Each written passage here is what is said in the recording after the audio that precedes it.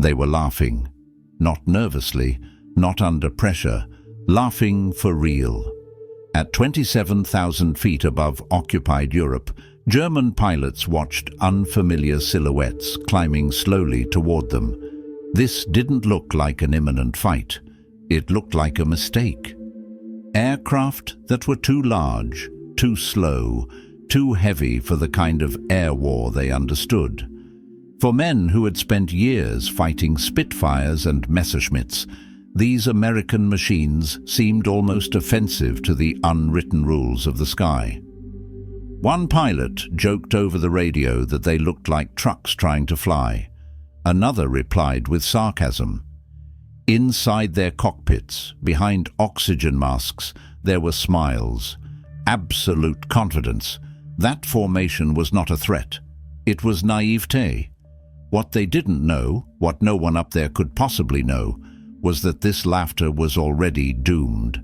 Not that day, not in that mission, but soon, very soon. Because those aircraft had not been built to fight the way the Germans understood air combat. They had been built to survive mistakes, absorb damage, and turn every encounter into a calculation the Luftwaffe could not sustain. At that moment, however, the sky still felt familiar. The rules still seemed valid, and German laughter still echoed over the radio. That is the sound this story begins chasing. In 1943, the Luftwaffe was not just powerful, it was experienced.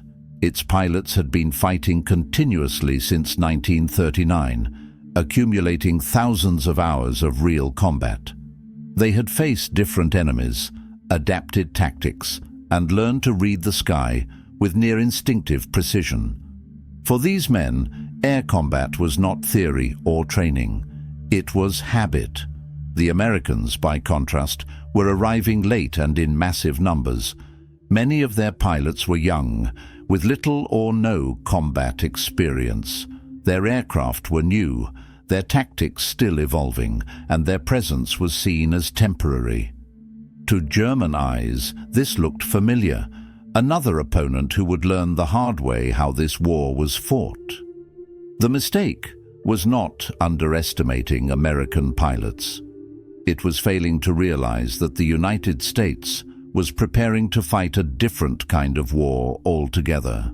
The first encounters seemed to confirm every German assumption. American fighters didn't turn well. They didn't climb fast enough. In classic dogfights, they were clearly inferior. Early reports described them as large, heavy, and unrefined. Sarcastic comments spread through squadrons. Some pilots began treating them as predictable targets. What barely appeared in those reports was the most disturbing detail of all. Many of those aircraft did not go down. They were hit, torn apart, damaged badly, and still made it home. Every one of those returns was a quiet statistical anomaly, a small contradiction no one wanted to confront. In one of those early weeks, a novice American pilot landed with his aircraft so badly damaged that mechanics hesitated before believing it had flown itself back. The engine was wounded, the fuselage scarred by direct hits, structural elements visibly distorted. Any European fighter would have been lost.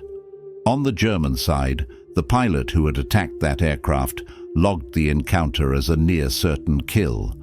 Days later, while reviewing reports, he learned the aircraft had survived. Incidents like this began to repeat. They were not yet strategic defeats, but something more dangerous: broken expectations. And in war, broken expectations breed doubt. The aircraft drawing most of that contempt was the P-47 Thunderbolt. Big, heavy and inelegant, it seemed to confirm German beliefs that Americans built machines without finesse. What they failed to understand was the philosophy behind it. The P-47 was never meant for classic turning fights. It was an industrial answer to a war of attrition.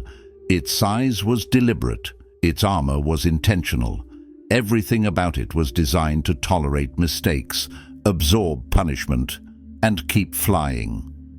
The Luftwaffe judged the Thunderbolt by the wrong standards and paid for it. The laughter truly began to die when a Thunderbolt returned from a mission in a condition that defied logic. The aircraft had been struck repeatedly by cannons and machine guns. Systems were failing, structural damage was extensive, and yet it stayed airborne long enough to reach safety. The German pilot who attacked it reported something unsettling. He had expended nearly all his ammunition watching the enemy refuse to fall. There was no celebration in that report, only confusion. This was not supposed to be possible. The Americans adapted quickly. Instead of fighting the enemy's war, they began exploiting their own strengths. Attacks came from higher altitudes with crushing speed. By the time German pilots reacted, the Americans were already disengaging, and when they fired, they did so with overwhelming concentration. German aircraft were no longer simply shot down, they were torn apart. By late 1943, the tone had changed. Reports became cautious. Engagement profiles were revised. Jokes disappeared. The Thunderbolt, once mocked, was now treated with reluctant respect, not for elegance, but for unpredictability and brute lethality. Laughter was replaced by silence and calculation. Just as the Luftwaffe began adapting, a new problem appeared. The P-51 Mustang brought speed, range, and deep escort capability. American bombers were no longer alone over Germany. There were no longer safe zones to attack and escape. With the Mustang, fear became constant. German pilots flew with less training, less confidence, and diminishing hope. Meanwhile, American pilots kept arriving, better trained, better supplied, and easily replaced. Air combat stopped being a contest of skill and became an unwinnable equation. Germany bet on perfection. America bet on inevitability, aircraft that tolerated errors, pilots who could be replaced, systems that kept functioning under extreme pressure. Once that realization set in, it was already too late. Years later, many of the pilots who once laughed would admit their mistake. They hadn't laughed at the airplanes. They laughed at an idea they failed to understand. The idea that modern wars do not need to be won with elegance, only with inevitability.